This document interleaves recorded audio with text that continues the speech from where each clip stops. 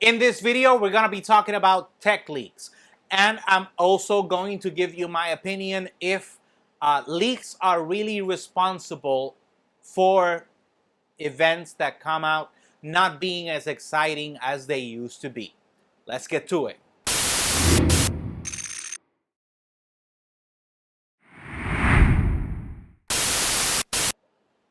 Okay, let's start talking about that. Ever since the iPhone 4, it's when leaks stopped being as exciting and events have stopped being as exciting as they were before. The tech leaks have gotten so big that all we need to know now is from the event is how much the device that we want is going to cost. Tech scoop of a lifetime. Gizmodo.com has given us footage of what they say is the next iPhone, due to be released this coming summer. It has new features like a camera on the front so you can video conference, new design that's more angular and thinner, and a flash for taking pictures at night. It was lost in a bar in Redwood City.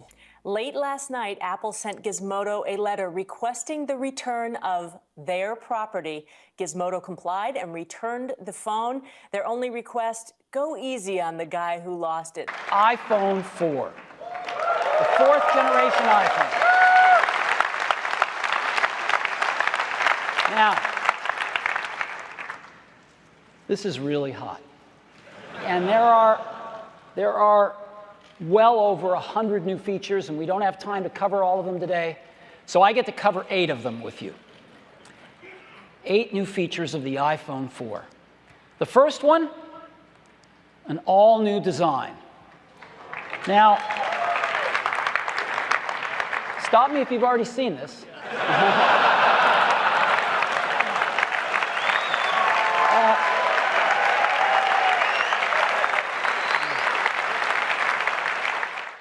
Okay, I remember watching all those videos and seeing Gizmodo for the first time, the leaks, seeing the images of what the new iPhone was going to be, and Apple sending a letter to Gizmodo telling them, this device is ours, we want you to send it back, basically confirming that this was going to be the new iPhone. It was a very, very big deal at that time, and it's only gotten worse after that.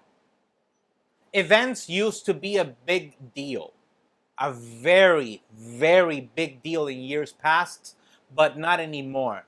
And most probably companies will want to blame leakers, but that's not necessarily the case. I'm going to give you the example of one company that they actually, even on their own social media platforms, they give you a few bits of information and they actually leak the information regarding whatever devices that they're going to have in the future, and that's actually OnePlus. They started doing this a while ago for a few devices, and they've continued that ever since. And it's basically, this is not a leaker's fault. The company is doing it on their own because they're admitting that they are doing it. To me, the real reason events have become so boring is because of the minimal updates. To the point that I still have an iPhone XS, my iPad is a 2018 iPad, and until recently, my MacBook Pro used to be a 15-inch MacBook Pro when the first time that it came out with a Retina display. That used to be my computer until just recently. Because the updates are so minimal, and I know I said this before, so I'm going to try to keep it short, that it's really not necessary for you to get updates every year, and by extension, it makes those events be so boring because we both know what's going to happen, and it's not really that exciting. So I actually, you could blame both sides there. So to sum up, in my opinion, as I said before, both leaks and companies are responsible for events not being as exciting as they used to be.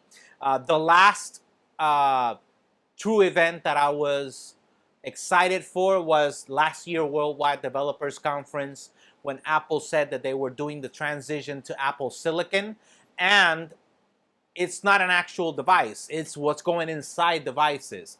But it's such a big leap that it was an exciting change. And I honestly think that if companies stop worrying about, oh, let's give them a small update so they will update next year, instead of just putting everything into the device this year, you're actually shooting yourself on the foot, because people are going to wait anyways. Because next year, the device that you're going to put on next year's phone, the year after that, is going to be available on that phone, and I'm going to have an additional update that you're going to bring to that phone. So obviously, if you guys disagree, or if you think there's another reason that who's responsible, either companies or leakers, go ahead and leave the comments below. While you're down there, smash that like button and consider subscribing and hitting the bell so you can get notified when we have new videos. Remember, we're available on Facebook, Instagram, Twitter, and obviously YouTube at J.R. Abrams Tech, so you can stay up to date with the latest news and rumors about tech. Until next time.